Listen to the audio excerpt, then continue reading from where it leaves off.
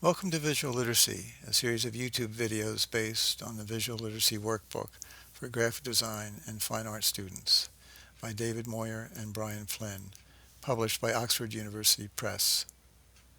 Chapter 2, The Visual Image. In this chapter, we will become familiar with the vocabulary used to describe the basic parts of a visual image. A good working design vocabulary will enable one to speak with precision about images. Pictures are composed of parts, or design elements, that work together to form an image. Each design element, in varying degrees, has the ability to draw the viewer's attention through its visual attractiveness, which is based on its contrast, or difference, from its immediate surroundings. This attractiveness is ordered from most to least attractive in a visual hierarchy. Unity is the agreement or harmony between a picture's parts, and is necessary for image viability. The visual image is composed on an area called the picture plane, which may be any shape, but it's most commonly a rectangle. The edge of the picture plane is the format or frame of reference. Positive space or figure refers to any design element placed on the picture plane.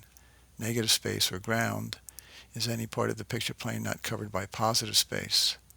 Every part of the picture plane, whether positive or negative space, figure or ground, has the ability to attract the gaze of the viewer.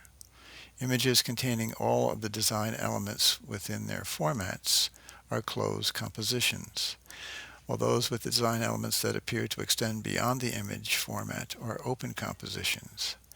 Shapes are some of the most common of design elements. A shape is a clearly defined area that one can see, delineated by a line or a change in value or color. The edge of a shape, whether defined by line, color, or value, is its most active part.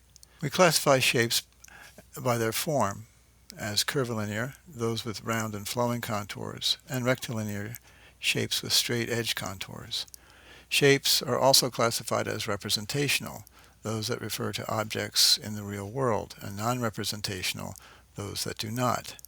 Abstraction is the rendering of a visual element or image less realistic through the elimination of visual information and the simplification of form. A form that has become less realistic through abstraction may still be representational.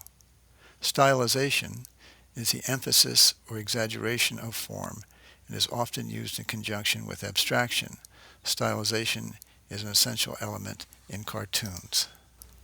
Anthony van Dyck's portrait of Queen Henrietta Maria of Austria and Paul Klee's Die Hexe mit Kamm could not be more different in the degree of realism they exhibit in the portrayal of their subjects. Van Dyck has painted a very lifelike image of the young queen, posing in quiet dignity. Klee has drawn his sitter with a single line to describe her shape, with patches of gray provided by closely spaced parallel lines. Both images are representational, as each conveys the image of a woman to the sitter. Wassily Kandinsky's explosive cacophony of multi-sized, rectilinear and curvilinear shapes displays an expansive energy in this non-representational composition, Small Worlds, while L. Lisztsky complements dynamic geometry with offsetting diagonal non-representational forms in Vendigan. The abstracted and stylized form of the female figure, sculptured in the Cyclades Islands between 2600 and 2400 BC, has been reduced in the amount of visual information it conveys to the viewer. The figure is comprised of a series of similar repeating shapes of elegant simplicity, each of which communicates to us the part of the anatomy it represents.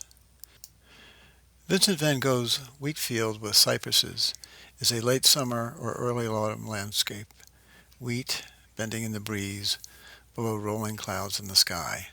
The clouds and the mountains have been made similar in their shapes, with an emphasis placed on their roundness. A gentle curvilinear form is expressed by the other elements in the landscape. The image has been further abstracted, revealing the mark of the artist's brush, which gives the painting its form.